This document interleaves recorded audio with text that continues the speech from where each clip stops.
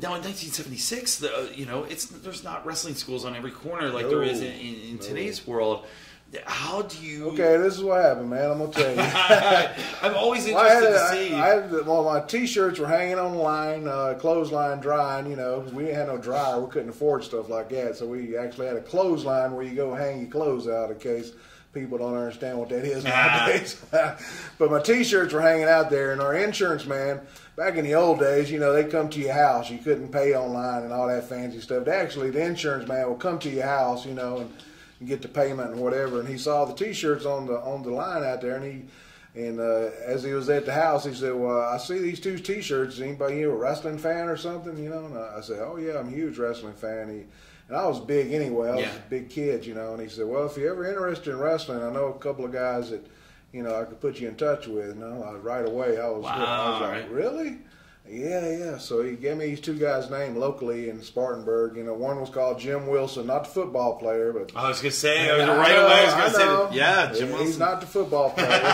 And another guy was a local guy there called Jim Holcomb. You know, so he put me in touch with these guys. They never made it big in the business. You know, just local. They did some TV jobs for, you know, different companies and that. You know, just job guys here and there. I hate to use that word, but. What was fun about Akeem, not just the character in the ring, but they were actually kind of using me as a babyface behind the scenes. I got to go to different events, you know, special events, you know. I got to accept the award for selling the most videos. I got to go to Vegas and do that for them. Nice. You know, me and the big boss man went to a special event in New York for, you know, for some children's charity thing with a bunch of celebrities, you know. Right. So, you know, as Akeem, they was letting me do that. One-man gang could never do that. Right.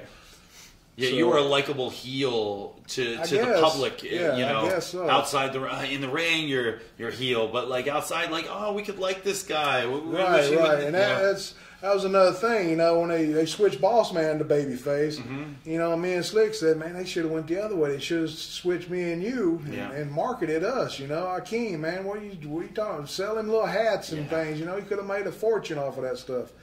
And for whatever reason, they went with Boss Man and, you know, made him the baby face and kept me and Slick as heels. And, you know, it just went on. You know, that's the way it happened. I had my little Boss Man. He was my tag team partner now, you know, and supposedly we turned on him, but didn't get no run with him. Then we finally, we parked our car and by some hotel that's there, we parked our car in the area. Then we take a taxi to go into the building, you know, Madison Square Garden. There's a big ramp. You go up into it.